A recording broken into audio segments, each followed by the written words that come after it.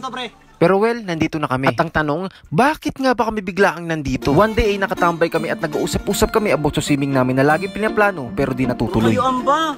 Di naman natutuloy. Ako na naman yan. Ay, sus. Puro kayo amba. Ako na naman yan. Ikaw. Ay, sus. Makapunta, di ba?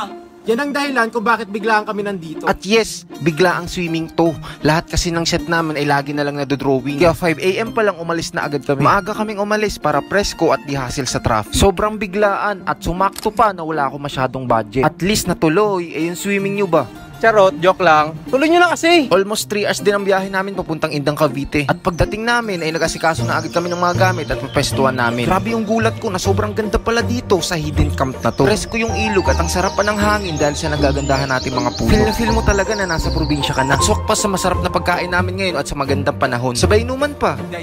Naisip ko na marami nga naman talaga sa Pilipinas ang magtutropa na hindi natutuloy ang swimming. Sa kadahilanan na hindi tumutugma ang schedule nila sa mismong swimming. O minsan, walang budget. Hindi naman na kasi problema kung saan nyo gusto mag-swimming. Marami naman kayo pwedeng pagpilian. Ang saya-saya kaya kapag natutuloy ang swimming. Lalo na kapag biglaan. Kapag may walang pera sa tropa nyo, libre nyo na. Minsan lang naman kasi alam naman na natin na kapag di kompleto ang barkada, nakakawalang gana talaga mag-swimming. Lalo na yung tarantadong tropa nyo na lagi nagpapasaya sa inyo, yung pa yung hindi makakasama. Kaya tuloy nyo na. Sayang wala kayong memories ngayong summer. Kami nga ang saya kahit wala masyadong budget. Hindi naman na importante yun. Ang mahalaga magkakasama at kompleto. At lagi nyong tatandaan na mas solid ang mga nangyayari kapag hindi planado.